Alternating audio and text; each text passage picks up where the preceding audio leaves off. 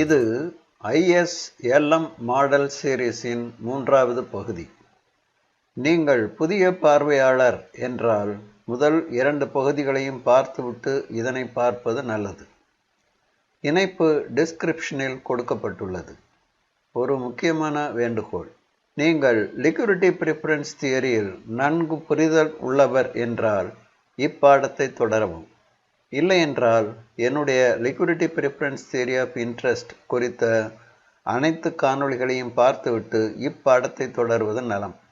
இக்காணொளியில் LM கர்வை எவ்வாறு தருவிப்பது என்பது குறித்து பார்ப்போம்.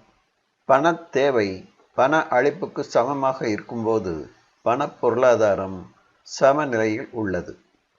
பணத்திற்கான demand transaction motive, speculative motive ஆகிய இரண்டாலும் தீர்மானிக்கப்படுகிறது.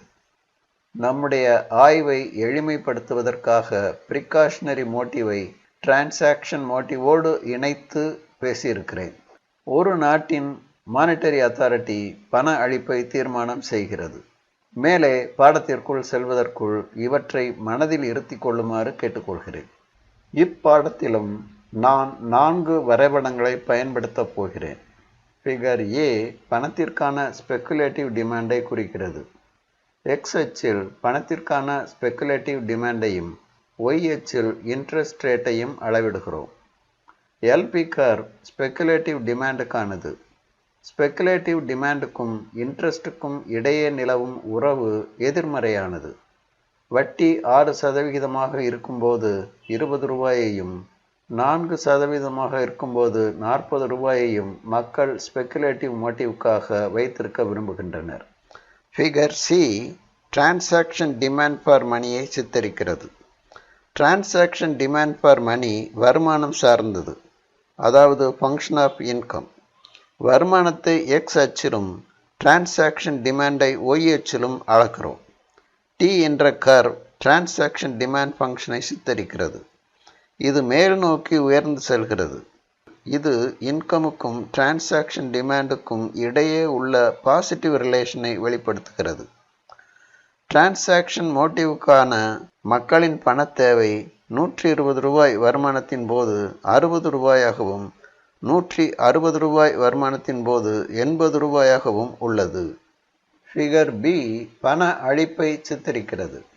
Speculative demand for money X அச்சிலும் transaction demand for money Y அச்சிலும் அளக்கப்படுகிறது.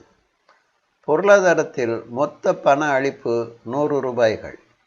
பணம் முழுவதும் டிரான்சாக்ஷன் டிமாண்டுக்காகவோ அல்லது ஸ்பெக்குலேட்டிவ் டிமாண்டுக்காகவோ ஒதுக்கப்படலாம். அந்த இரு நிலைகளையும் இணைத்தால் AB என்ற நேர்கோடு கிடைக்கிறது. அந்த கோட்டில் உள்ள ஒவ்வொரு புள்ளியும் மொத்த பணமானது, அதாவது 100 ரூபாயானது எவ்வாறு டிரான்சாக்ஷன் டிமாண்ட், ஸ்பெக்குலேட்டிவ் டிமாண்ட் ஆகியவைகளுக்கு இடையே பகிரப்பட்டுள்ளது என்பதை காட்டுகிறது. மேலும் அந்த கோட்டில் உள்ள ஒவ்வொரு புள்ளியும் பணத்திற்கான தேவையும் பணத்திற்கான அளிப்பும் ஒன்றுக்கொன்று சமமாக இருப்பதை காட்டுகிறது. ஃபிகர் D ஆனது LM கர்வ் எவ்வாறு தருவிக்கப்படுகிறது என்பதை காட்டுகிறது. இந்த LM கர்வை அடைவதற்கு இன்கம், இன்ட்ரெஸ்ட் ஆகியவை குறித்த தகவல்கள் நமக்கு தேவைப்படுகிறது. இவ்விரு மதிப்புகளும் நமக்கு ஃபிகர் Aயிலிருந்தும் ஃபிகர் Cயிலிருந்தும் கிடைக்கிறது. இவ்வாறு பெறப்பட்ட மதிப்புகள் இவ்வரைபடத்தில் பிரதியிடப்படுகின்றன. இப்புள்ளிகளை எல்லாம் ஒரு சீரான கோட்டினால் இணைக்க நமக்கு கிடைப்பது LM கர்வ். இனி LM கர்வை தருவிப்போம். பணத்திற்கான தேவையும் பணத்திற்கான அளிப்பும் சமமாக இருக்கும்போது மணி மார்க்கெட் சமநிலையில் இருக்கும். இந்த சமநிலை நிபந்தனைகளை பயன்படுத்தித்தான் LM கர்வை நாம் அடையப் போகிறோம். ஃபிகர் Aயை பார்க்கவும். 6% வட்டியில் ஊக வணிகத்திற்கான பண தேவை 20 ரூபாயாக உள்ளது. இதனை படம் Bயில் பிரதியிடுவோம். இதற்கு பொருத்தமாக டிரான்சாக்ஷன் டிமாண்ட் ஃபார் மணி 80 ரூபாய் வருமானம் 160 ரூபாயாக இருக்கும்போது நிகழ்கிறது. பண அளிப்பும் பண தேவையும் சமமாக உள்ளது. மணி மார்க்கெட் சமநிலையில் உள்ளது. இதனை 160 ரூபாய் வருமானமும் 6% வட்டியும் மணி மார்க்கெட் சமநிலை நிகழ்த்தி இருக்கின்றன என்றும் புரிந்து கொள்ளலாம். எனவே 166 என்ற புள்ளியை கிராஃப் டியில் பிரதியிடுவோம். மற்றொரு இணை மதிப்புகளை காண்போம். 5% வட்டியில் ஸ்பெக்குலேட்டிவ் டிமாண்ட் ஃபார் மணி 30 ரூபாயாக உள்ளது. அதற்கு பொருத்தமான டிரான்சாக்ஷன் டிமாண்ட் 70 ரூபாயை ரூபாய் 140 வருமானம் நிகழ்த்துகிறது. அந்த நிலையில் பணத்திற்கான தேவையும் பணத்திற்கான அளிப்பும் ஒன்றுக்கொன்று சமமாக இருக்கிறது. மணி மார்க்கெட் சமநிலையில் உள்ளது. 140.5 என்பது LM கர்வில் உள்ள மற்றொரு புள்ளி. இதையும் கிராஃப் டியில் பிரதியிடுவோம். 4% வட்டியை பயன்படுத்தி மற்றும் ஒரு இணை மதிப்பை கணக்கிடுவோம். 4% வட்டியில் ஊக வணிகத்திற்கான பணத்தேவை 40 ரூபாய்கள். வருமானம் 120 ரூபாயாக இருக்கும்போது டிரான்சாக்ஷன் டிமாண்ட் ஃபார் மணி 60 ரூபாய்.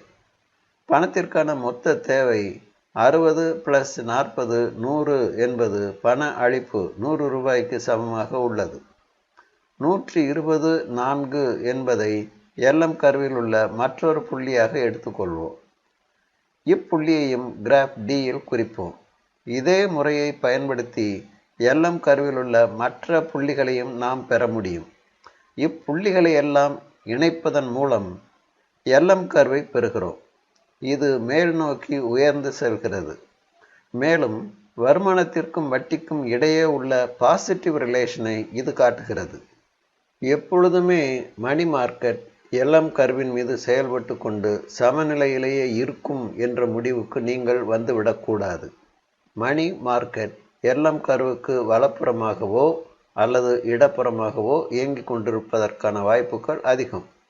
ஏனென்றால் ஒரு நாட்டில் பண அளிப்பை தீர்மானிப்பது அந்த நாட்டில் உள்ள மானிட்டரி அத்தாரிட்டி. பணத்திற்கான தேவையை தீர்மானிப்பவர்கள் மக்கள். இவ்விரு பிரிவுகளுக்கும் இடையே உள்ள செயல்பாடுகள் ஒத்துப்போவதற்கான வாய்ப்புகள் மிகவும் குறைவு. எனவே பண தேவையும் பண அளிப்பும் ஒன்றுக்கொன்று சமமில்லாமல் போவதற்கு வாய்ப்புகள் அதிகம். எனவே மணி மார்க்கெட் சமநறு நிலையில் இருந்தால் அது எவ்வாறு சமநிலையை அடையும் என்று காண்பது மிகவும் அவசியமாகிறது. அதனை இப்போது சிறிது விரிவாக காண்போம். மணி மார்க்கெட் G என்ற புள்ளியில் செயல்பட்டு கொண்டிருப்பதாக வைத்துக்கொள்வோம். அது LM கர்விலிருந்து வலதுபுறமாக விலகி உள்ளது. அப்புள்ளியில் வருமானம் 160 ரூபாயாகவும் வட்டி 4% இருக்கிறது. மணி மார்க்கெட் சமநறு நிலையில் உள்ளது. மணி மார்க்கெட்டில் நிகழக்கூடிய மாற்றங்கள் என்ன? இது பற்றி இப்போது பார்ப்போம். 4% வட்டியில் ஊக வணிகத்திற்கான பணத்தேவை 40 ரூபாய்கள். 160 ரூபாய் வருமானத்தில் டிரான்சாக்ஷன் டிமாண்ட் ஃபார் மணிக்கான தேவை 80 ரூபாய்கள்.